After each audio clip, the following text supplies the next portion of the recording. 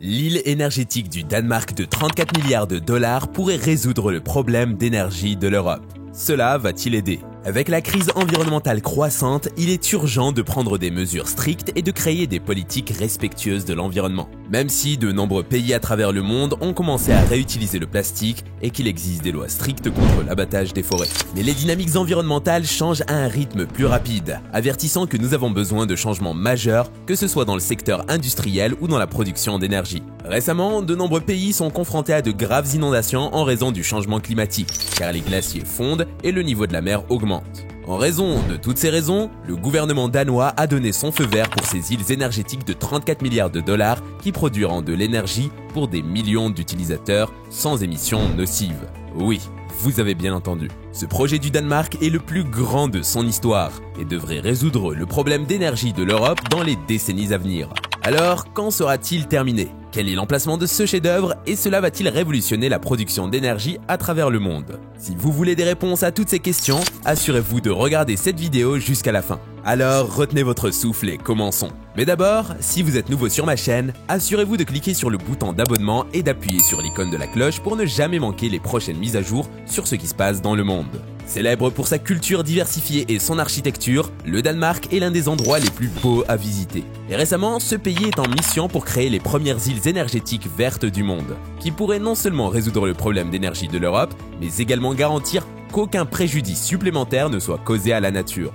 Tout le monde conscient des avantages de l'énergie verte pour la planète conviendra que l'énergie verte semble être un facteur clé pour l'avenir de l'humanité et de la Terre. C'est pourquoi de nombreux grands États souverains travaillent maintenant sur divers projets. Récemment, le parc solaire Henan de Hong Hydropower en Chine est le deuxième plus grand du monde avec une capacité de 2,2 GW. La Corée du Sud produit de l'énergie à l'aide des vagues. Le Royaume-Uni alimente actuellement plus de 500 000 foyers avec des parcs éoliens et le Canada devrait bientôt concrétiser le plus grand projet d'hydrogène vert au monde. Mais les Danois vont encore plus loin en créant des îles offshore entièrement dédiées à la production d'énergie verte. Alors, où sera-t-elle construite exactement? Eh bien, même si l'emplacement de ce projet gigantesque n'est pas encore clair, il semble que ce sera quelque part à 80 km à l'ouest du Jutland, à une profondeur de 26 à 27 mètres. Pour que l'île soit construite en mer du Nord, elle servira non seulement de lieu idéal pour exporter le combustible produit vers d'autres pays, mais à l'avenir, si ce projet réussit, il pourra être étendu car il y a une vaste zone autour de l'emplacement. Occupant une superficie de 120 000 km², pour vous surprendre, ce projet immense équivaut à 100 piscines olympiques. Dans la première phase du projet, on estime qu'il produira suffisamment d'énergie pour alimenter 3 millions de foyers. Mais savez-vous ce qui est encore plus fou?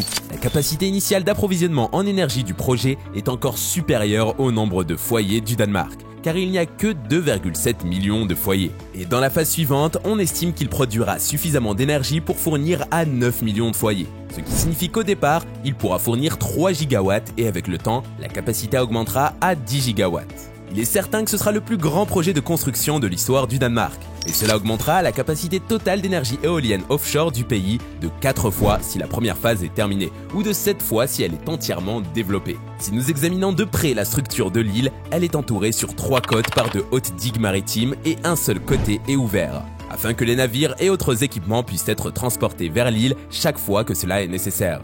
L'idée de l'île est semblable à une masse de terre flottante et elle sera entourée d'un grand nombre d'éoliennes produisant entièrement de l'énergie verte.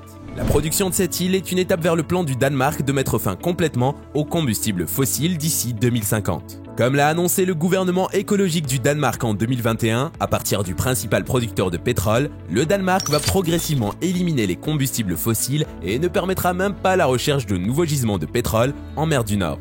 Et ce projet semble être la prochaine étape que le gouvernement entreprend. Fait intéressant, même avant ce projet d'île, 43,8% de la consommation totale d'énergie au Danemark provenait de l'énergie éolienne.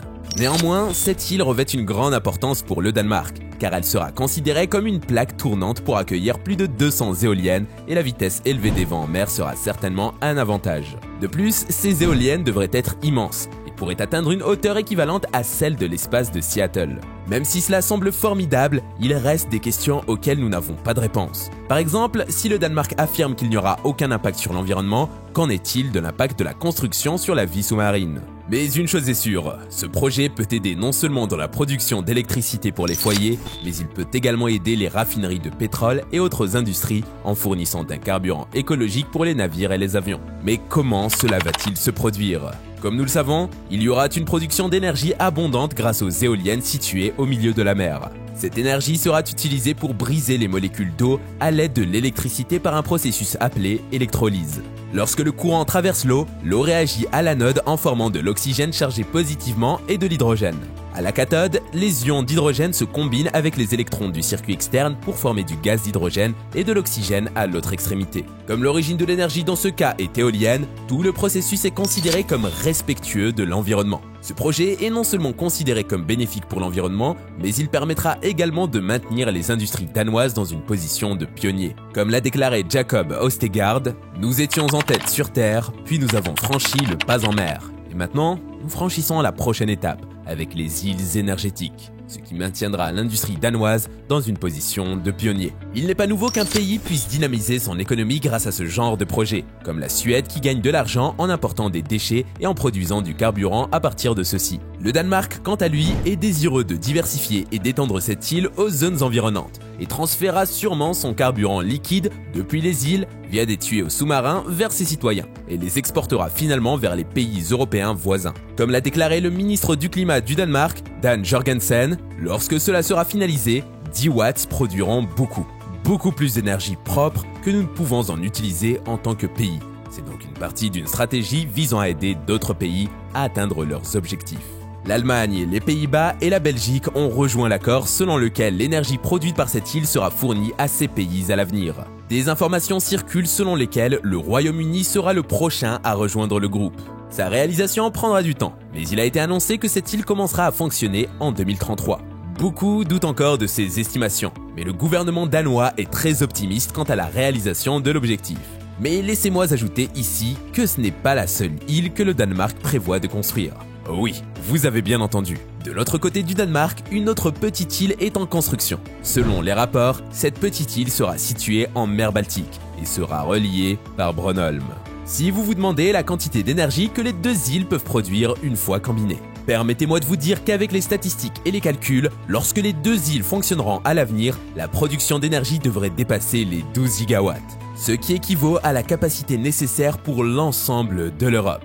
Même si le Danemark utilise déjà l'énergie éolienne pour produire de l'électricité, de nombreuses règles et réglementations sont en place pour réduire au minimum les dommages à l'environnement. Des lois sont nécessaires pour préserver les forêts en plein essor. Et maintenant, ils construisent encore une île verte. Cela prouve combien d'autres pays devraient prendre la route de la neutralité carbone. Comme l'a déclaré le ministre du Climat, c'est seulement en inspirant les autres et en créant des projets verts que nous pourrons faire quelque chose pour lutter contre le changement climatique dans les années à venir.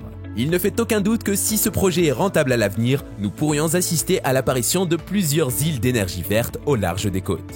Et voilà qui marque la fin de la vidéo d'aujourd'hui. Dites-nous dans les commentaires ce que vous pensez des îles d'énergie verte du Danemark. Est-ce que ce projet va révolutionner le concept de production d'énergie? Et diriez-vous oui à un projet d'énergie verte dans votre pays? N'oubliez pas de mettre un pouce levé et de partager cette vidéo avec vos amis.